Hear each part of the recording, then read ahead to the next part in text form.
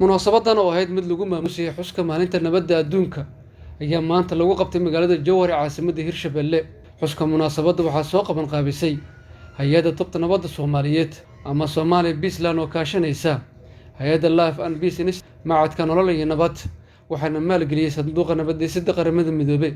munaasabadda waxaa ka qayb galay 120 ruux oo isku jira dhalinyaradii ay soo tababartay hay'adda tubta nabadda Soomaaliyeed, maamulka gobolka Shabeellaha Dhexe, kan degmada Jowhar iyo xildhibaano ka tirsan baarlamaanka Hirshabelle. sidoo kale intii socotay munaasabadda waxaa shahaadooyin lagu guddoonsiiyay dhalinyaradii ay soo tababartay hay'adda tubta nabadda Soomaaliyeed. waxaa ugu horreyn madasha ka hadlay dhalinyaradii munaasabadda ka qayb gashay.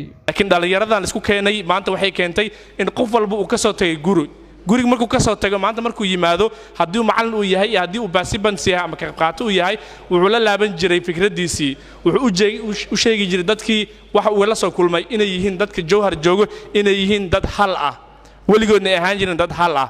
taasaa waxay keentay in maanta dadka reer Jowhar ay ku naaloodaan nabaddan. anaga hore dhalinyarada nahay hore nabad ma soo arkin, laakiin waxaan rajeynaynaa hadda inaan nabad dhisno oo nabadda aan ka qayb qaadano sidii nabadii hore ee dadkii hore hooyooyinkeena iyo aabayaasheena ugu soo noolaayeen inaan ku noolaano. taasna waxay ku dhici kartaa inaan anaga ka shaqeyno nabadda.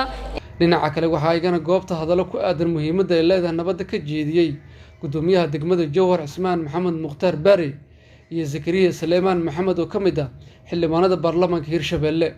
waxaan qirayaa in hay'addan tubta nabadda sida ay ugu qayb qaadatay tababarada kala duwan ee ay siisay bulshadeena magaaladan Jowhar waxay noqotay mid miro dhasho.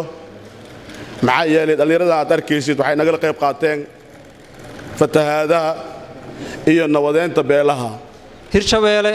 dhalinyaradeeda aanu ku aqaano inay yihiin dad u bisil inay ka shaqeeyaan horumarka iyo nabadeynta ee deegaanada Hirshabelle. waxaan rajeynayaa inay kaalintooda ay ka qaataan horumarka iyo nabadeynta wax badan ay ka shaqeeyaan. Soomaaliya maanta waxay ugu baahi badan ay u baahan tahay waxa waaye nabad waay haddii aaleed guud ahaan Soomaaliya iyo gaar ahaan Hirshabelle. ugu dambeyn gudoomiyaha maamulka gobolka Shabeellaha Dhexe Axmed Meyre Makaran ayaa ku dheeraaday ahmiyadda bulshada ay u leedahay nabadda.